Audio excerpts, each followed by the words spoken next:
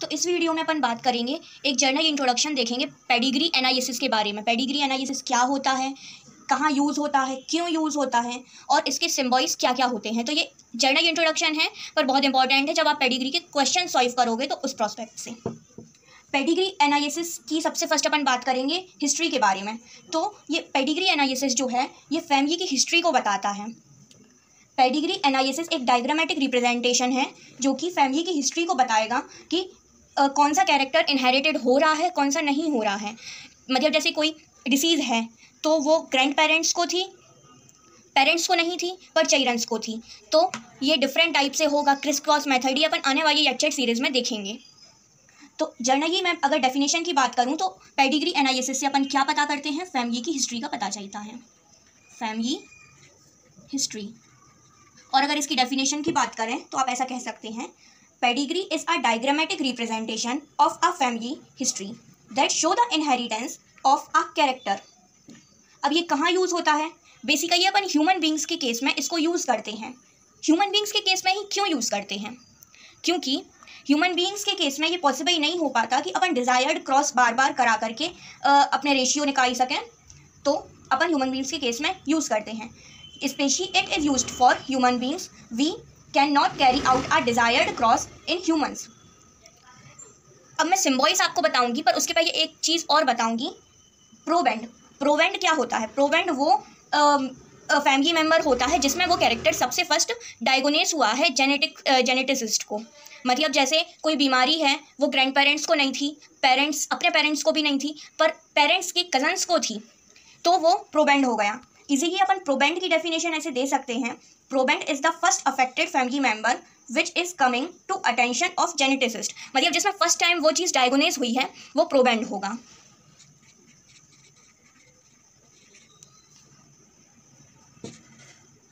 First affected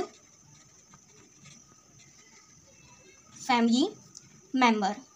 अब मैं बात करूंगी सिम्बॉल्स के बारे में और ये सबसे इम्पॉर्टेंट पार्ट होता है क्योंकि अपन को जो क्वेश्चंस आएंगे वो मतलब पहले अपन जब सिम्बॉल रीड कर पाएंगे तभी अपन उस क्वेश्चन को इजीली अंडरस्टैंड कर पाएंगे। तो सिम्बॉल्स,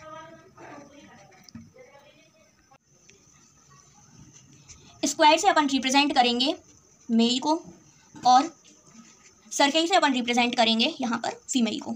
और ये जो लाइन है ये मेटिंग बताती है।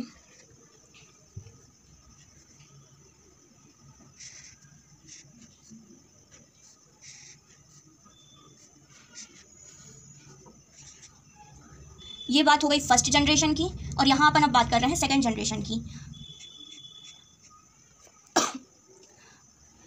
ये जो मैंने लाइन ड्रॉ कर दी है सर्कल पे, तो मतलब सर्कल पे ही नहीं आप स्क्वायर पे भी ड्रॉ कर देंगे तो इसका मतलब होता है जहाँ पर ये लाइन ड्रॉ हो किसी भी उस पर सर्कल या स्क्वायर पे, तो इसका मीनिंग होता है कि उस इंसान को डिसीज़ है।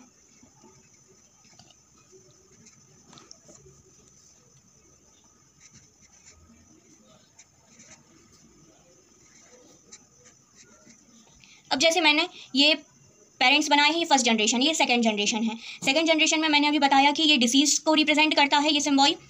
अब ये जो यंग्ड हैं तो मतलब ये चार तो बच्चे हैं पर ये जो अलग से नोट किया हुआ है यहाँ पर या फिर यहाँ पर, तो ये एक आउटसाइडर है जिससे इनकी प्रोजेनिस की मैटिंग होती है।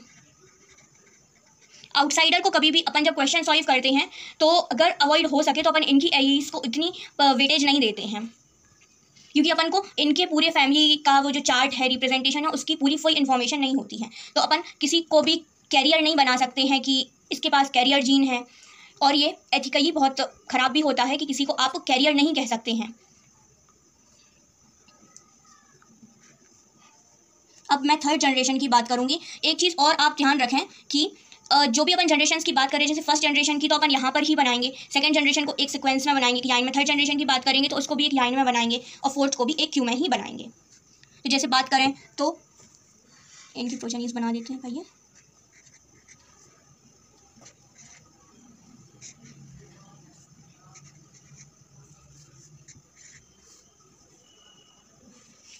अब जैसे ये एक सिंबल है, आपको अगर डेथ रिप्रेजेंट करनी है कि इस फैमिली में से इस प्रोजेनी की या इस इंसान की डेथ हो गई है, तो आप नॉर्मली सा एक ये ऐसा कर देंगे तो इससे आप डेथ का सिंबल रिप्रेजेंट कर सकते हैं।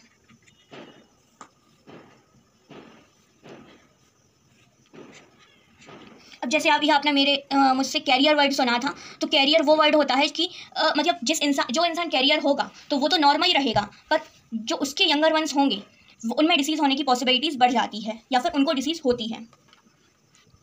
तो कैरियर को अपन रिप्रेजेंट करेंगे कि यहाँ पर एक सर्कल बना देंगे, डॉट बना देंगे, तो ये सिंबल रिप्रेजेंट करता है कैरियर को। अब अगर बहुत क्लोज वन है, उनके बीच अगर मेटिंग होती है तो इसको डबल मेटिंग से रिप्रेजेंट कर देंगे, मतलब ये ब्लड रिलेशन में है और इनके बीच में मेटिंग हो रही है, क्योंकि जीन्स तो सारे मतलब एक ही खानदान के हैं, तो इनमें मेटिंग होगी तो जीन्स तो इनके ही रहेंगे। अब अपन बात करते हैं इनकी प्रोजेनीज की, तो ये अब 4th जनरेशन की बात हो रही है यहाँ पर। ये जो सिंबल है ये मैंने 2 ऐसे करके बनाया है, तो यहाँ पे अपन बात करेंगे डायजाइगोटिक ट्विंस की। डायजाइगोटिक ट्विंस इस सिंबल को रिप्रेजेंट करेंगे।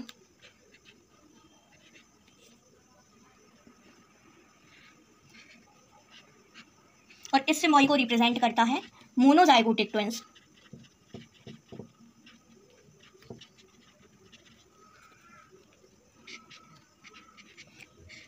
अब आप एडॉप्टेड को इस सिंबल से रिप्रेजेंट करेंगे डॉटेड लाइन से, जैसे कि जो एडॉप्टेड चिल्ड्रन होगा उसको डॉटेड लाइन से रिप्रेजेंट करेंगे, पर पेडिग्री एनालिसिस के क्वेश्चन सॉल्विंग में एडॉप्टेड को अपन कोई वेटेज नहीं देंगे, क्योंकि एडॉप्टेड के पास में वो जीन्स नहीं होते हैं। एक और बात, जब मतलब लेफ्ट साइड से राइट साइड पर अपन एक नंबरिंग करते हैं, क्यों करते हैं वो नंबरिंग, जिससे अपन को इजीली पता चल पाए कि अपन मतलब किस प्रोबैंड की बात की थी मैंने, तो प्रोबैंड अगर कंसीडर अपन करते हैं यहाँ पर, तो 2nd जनरेशन के फर्स्ट नंबर पर प्रोबैंड है, फर्स्ट मेंबर को, तो इजीली अपन को पता चल जाता है। तो ऐसे अपन नंबरिंग भी कर सकते हैं। यहाँ पे मेरे पास दूसरा भी मार्कर नहीं है, तो मैं इसी मार्कर से ही काम चला रही हूँ। 1st 2nd मतलब पर्टिकुलर पता चल जाता है इससे कि किस अपन नंबर पे किस इंसान की बात कर रहे हैं, तो नंबरिंग कर देंगे तो वो ईजी रहेगा अपन को क्वेश्चन सॉल्व करने में। 1st 2nd 3rd 4th 5th 6th 2nd generation पे आ जाएंगे, तो 1st 2nd 3rd 4th 5th और फिर 6th। 1st 2nd 3rd 4th 2nd 5th 6th 7th। Thank you.